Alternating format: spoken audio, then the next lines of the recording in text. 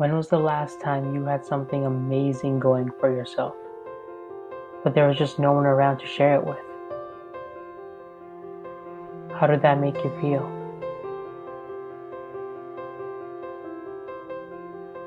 That feeling you just thought of?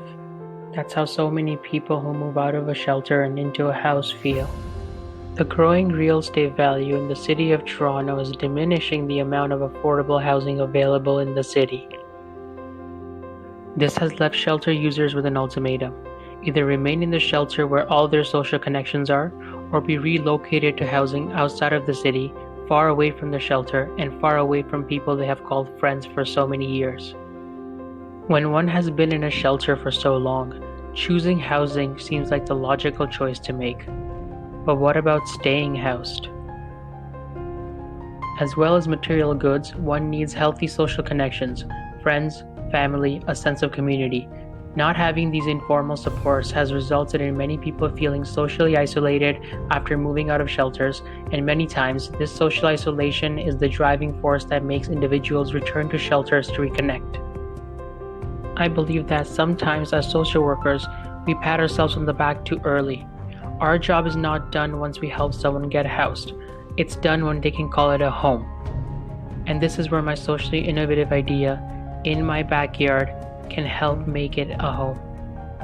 Service users moving out of their houses would be connected to locals in the community that have volunteered to be mentors in order to help their new neighbors get acclimated to their new environment and form social connections.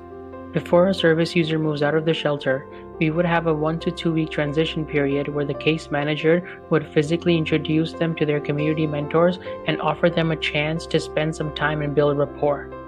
Additionally, we will develop a phone/online app that service users and volunteers can access. This app will be called Bridge. Bridge will have two main features: an online support group where nearby service users and volunteers can chat and support each other, and asset maps. These will provide service users with information on essential locations within a 10-kilometer radius, such as food banks, public transportation, thrift shops, libraries, employment centers, medical clinics, and much more. To implement this idea, we will start by partnering with shelters in Toronto. Through their support, we would apply for the Housing Initiative Grant at the Catherine Donnelly Foundation. This would help cover initial administrative costs. We would also partner with charities like United Way and get secure, reoccurring annual funding. In partnering with public libraries, we would advertise the volunteer opportunity for community members to become mentors and use library space to hold trainings for the volunteers to train them on stigmatization, interpersonal skills, working with vulnerable populations, and other important topics. Lastly, we would partner with computer science and social work departments at post-secondary academic institutions, and through this we can run student-led app development that would help build and maintain the Bridge app. To internally evaluate this program, we would ask service users, their case managers, and the volunteer mentors to fill out a satisfaction and how to improve services survey every 6 months. This can be completed by service users through app, online, or in person with their case managers. Partnering organizations will also fill out an annual satisfaction survey, which would be used to help us better our relationship with them. To externally evaluate this program, we would observe the impact it's having in the community. If we see other organizations, libraries, academic institutions, and citizens wanting to partner and be a part of our program, this would indicate that the initiative is succeeding and is proving to be effective.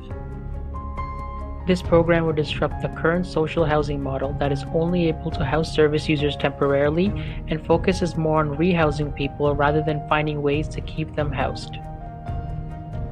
We would redefine how public spaces like libraries can be used. Libraries have become stereotyped as a place where either parents can bring their children or where students can come to do homework.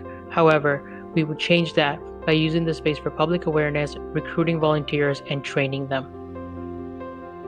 Lastly, we would interrupt the view from which the human services profession currently operates, by thinking of themselves as the only source of help for service users.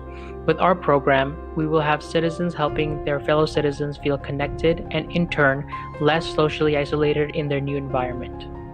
So let's join forces and dismantle that stereotype of "not in my backyard" and make it in my backyard.